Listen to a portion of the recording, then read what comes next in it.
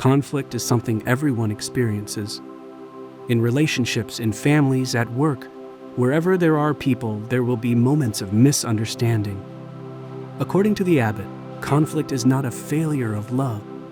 It is an invitation to practice mindfulness.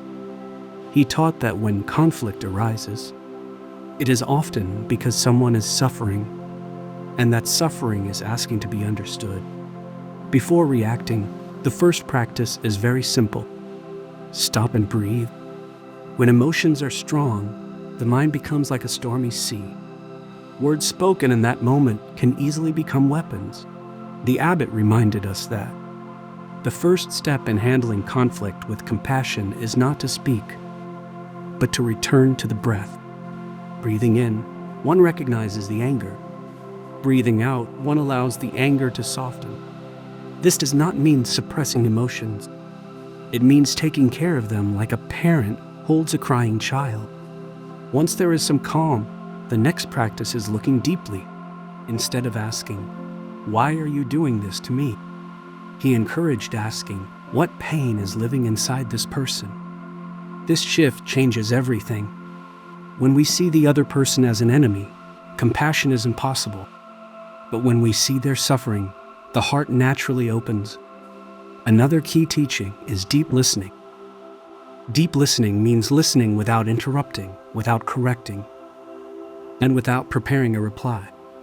It is listening with only one intention: to understand.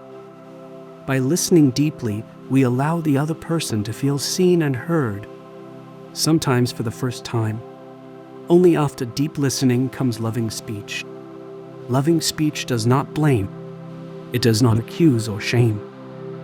Instead of saying, "You always make me angry," one might say, "When this happens, I feel hurt and I want to understand."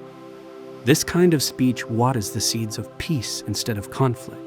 The abbot reminded us that understanding is the foundation of love.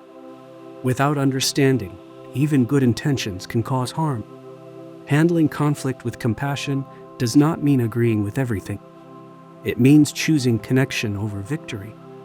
In the end, peace is not something we demand from others. It is something we practice within ourselves.